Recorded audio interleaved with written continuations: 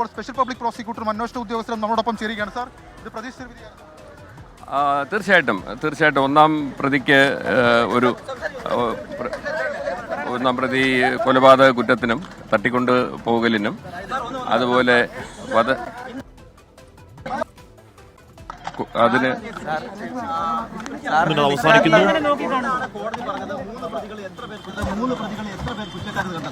അതിൽ ഈ കേസിലെ പോലീസ് ചാർജ് അനുസരിച്ച് ഒന്നാം പ്രതിക്ക് മാത്രമാണ് ചാർജ് ഈ കൊലപാതക കുറ്റത്തിൽ കൊടുത്തിരുന്നത്.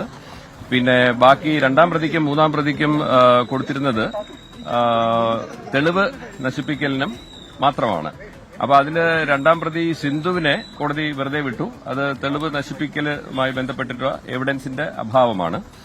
മൂന്നാം പ്രതിയെ സംബന്ധിച്ചിടത്തോളം തെളിവ് നശിപ്പിക്കലിന് കുറ്റക്കാരനാണെന്ന് കണ്ടു. അതേസമയം ഒന്നാം പ്രതി ഗ്രീഷ്മയെ തട്ടിക്കൊണ്ടുപോകലിനും അതുപോലെ വിഷം കൊടുത്ത് കൊലപാതകം നടത്തിയതിനും പിന്നെ പോലീസിനെ തെറ്റിദ്ധരിപ്പിച്ചതും അന്വേഷണ വേളയിലും അല്ലാതെയും തെറ്റിദ്ധരിപ്പിച്ചതിനുമാണ് ഇപ്പോ കോടതി കുറ്റക്കാരി എന്ന് കണ്ടെത്തിയിരിക്കുന്നത്.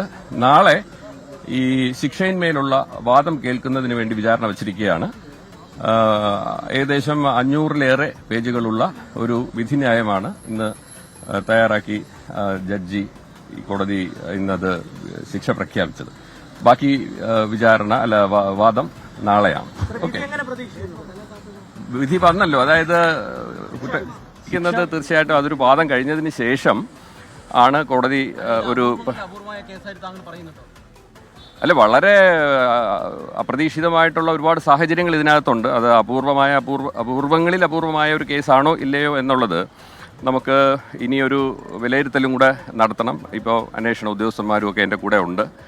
അപ്പോൾ അവരുമായിട്ടും കൂടെയൊക്കെ ഒന്ന് ആലോചിച്ചതിന് ശേഷം അങ്ങനെയുള്ള ഒരു കേസാണോ എന്നുള്ളതിനെ സംബന്ധിച്ച് അവിടെ അങ്ങനെ കോടതിയിൽ ഒരു വാദം നടത്തേണ്ടതുള്ളൂ എന്നുള്ളത് നമ്മൾ തീരുമാനിക്കും.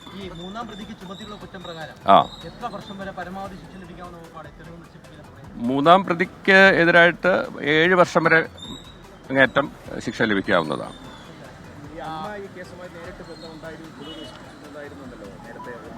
അതായത് സിദ്ധുവിനെതിരായിട്ടുള്ള ചാർജ് എന്ന് പറയുന്നത് ഈ ഗ്രീഷ്മ കൊടുത്ത വിഷം കാപ്പിക് എന്ന് പറഞ്ഞ ആ ഒരു കളനാശിനി അത് മറ്റൊരു റബ്ബർ പുരയിടത്തിലേക്ക് വലിച്ചെറിയുന്നതിന് നേരിട്ട് അവർക്ക് പങ്കുണ്ടായിരുന്നു എന്നുള്ള ഒരു ഇതാണ്. അത് പ്രതിയുടെ ഒരു കുറ്റസമ്മതം എന്നുള്ളതല്ലാതെ, കുറ്റസമ്മതം കോടതിയിൽ തെളിവായിട്ടെടുക്കില്ല. അപ്പോൾ അതല്ലാതെ മറ്റ് തെളിവുകളുടെ അഭാവം ഇതിനകത്തുണ്ടായിരുന്നു.